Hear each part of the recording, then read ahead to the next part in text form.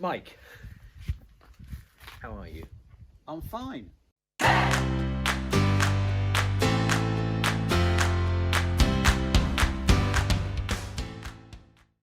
We've got a tricky passage from Luke. We're still in Luke 12. We're getting to the end, although we don't actually get to the end. But we're getting towards the end in Luke 12. Yeah. What do you make of it?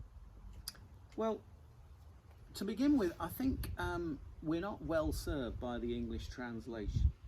I think Jesus is very passionate and the language is very dramatic, and I think it needs to be read in the light of the earlier verse, Luke 9:51. He set his face towards Jerusalem, and it says the language is something like that he was stressed about what was before him. And that isn't as good as distressed, which isn't as good as actually this kind of sense of utterly convicted and passionate about what he had to do that lay before him, namely his passion and his death in Jerusalem. And to translate it as he was stressed immediately gets us into, oh, poor thing, what he needs is a course on well-being and a good cup of tea. Yeah, and the alleviation of anxiety. No, this is a bit more, metaphysical and a bit more cosmic than that. So there's something here about, this is my identity and vocation, this is what it's all about, and until that happens, you're not going to see me anything other than tunnel vision. And I think we need to understand the rest of what he says. He says, I've come with fire, a baptism of fire. And you might think by that, oh crumbs, so who's he going to burn up? Who's he going to destroy? But actually, fire can be used to destroy, or it can be used to purify and to cleanse. And it talks about a baptism of fire, not because he's going to punish or burn up others, but because of what he is going to endure in his passion and death for the sake of others. So the fire here needs to be rightly understood. But he does then come to say, I didn't come to bring peace but a sword, and actually division, in the sense that a father will be set against mother-in-law, and a father-in-law will be set against mother, and all of the other ways in which he underlines that there will be trouble here within members of the family. And that I read as being the mission and the message of Jesus is not about maintaining the status quo. And family relations, as you know, in those days were absolutely fundamentally important and absolutely valuable. And to question familial loyalty with loyalty to something higher than that was something that would really shake people up. But he's saying, no, actually, what's going to happen here is your commitment to me is going to have to put in question every other commitment, that your identity, that your vocation, that your orientation from here on in is going to put everything else in the shade.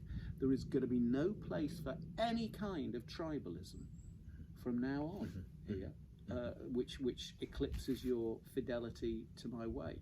So that's how I read that stuff about not bringing peace, but a sword. And then he talks about the weather, doesn't he? He says how you're able to see the signs in terms of the weather, but you're not able to interpret the signs that are accompanying his ministry. So what's that about? I mean, in a sense, it's something that's no different from how we are today, I would want to say. For instance, for 60 years we've known, well, more than 60 years, what is a healthy diet. That doesn't stop the majority of us consuming in ways which are unhealthy for us. We've known for over 100 years, and continual surveys show going beyond 8 hours work a day actually results in less effective and poorer productivity than if you stuck to your 8 hours a day. That doesn't seem to prevent people in all sorts of higher professions from making out somehow this is not only virtuous but efficient. You're speaking in a very pointed way to me. I was wondering how long you're going to labour this particular point. But there are other examples, Martin, that I've just gone out of my head as we speak. So we're able to read the signs. We're even able to be given the information, and we don't take any notice. Why don't we? Because we really just want to be confirmed in what we wanted to do anyway. Thank you very much. You know, whatever you know the signs are. In fact, we don't want to be discomforted by this different way and by this Messiah-like figure demanding that we love our enemies for heaven's sakes, etc. So there's a lot in it that really needs unpacking, rather than us just taking it as being Jesus is stressed. He's come to destroy, not build up. He's come to fling us apart relationally rather than to draw us together, and so on. But it's a very easily misread passage. Mm-hmm. What about you? Well, now, I mean, similarly, I mean, just going to the last point you made about the weather. I mean, one of the ironies at the moment is that, you know, here we've got weather, and you and I and everybody else at the Lambeth Conference listened to hundreds of examples of weather that is ample evidence of what's happening to that we're burning, of the climate crisis. And what are we doing about it? Very little. And you know, even something like that, it's really hard, particularly for governments, and not just governments, but the people who elect them or support them, to say, actually, this involves change. And putting it in the context of this, part of, you know, how much do we love God's creation? How much are we willing to say, actually, this really involves change in everybody's life? But then going back to I mean, I was struck similarly, and I don't think, I'm not sure, I haven't got the words quite in my mind, but I don't think there's a bit about fire, and then there's a bit about baptism. So I'm not necessarily going to conflate them. So there's something about fire and there's something about water. And in both of them, as you say, you have the possibility of life or death. And is Jesus talking about a fire that's going to burn everything up, or is Jesus talking about the fire, the same sort of fire we speak of when we say our hearts are on fire with love for you, in morning prayer. So there's that sense of being on fire with love, on fire with the gospel, on fire with truth, and the sense that it's also a purging fire. So both of those, I think, are operating. Just as, you know, baptism, he's being baptized through his death. So you've got the water of baptism is both a symbol of life and a symbol of death. Drowning as well as a nourishing to life. And so we're always in that state. But because you've got both of those perspectives, we are in that.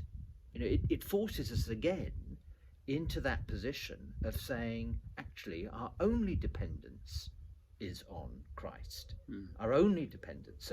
So our faithfulness, whatever come, you know, hell or high water, to parallel those two examples, our loyalty, our faithfulness, our devotion, and our following is always of Christ. And so he's talking to his disciples in those first verses. When he turns to talk about the weather, he's talking to the crowd, and in a sense we can hear those ourselves. We can hear the challenge for ourselves of, yes, this is about fire and water. It is about a death and life, and that's the world that we inhabit as the ones who seek to follow Jesus. And it's also, when we think about, you know, the crowd, it's, are you paying attention to what life is really about? Are you paying attention to what's really going on? And I suppose I'm struck, it's not just about the climate crisis, but in lots of ways. I mean, we have only to listen to the sorts of arguments that are being presented by our prospective political leaders, to think, is this really what it's about? Is this sort of gain for self the only thing that matters? Yeah. So those are the signs of the times that we have to watch. Yeah. And that pitch that we are only self-interested, individualistic consumers, you know, that's one of the signals we need to watch out for and not be conformed to that kind of Yeah, image. absolutely. Yeah. Thank you very much. Thank you.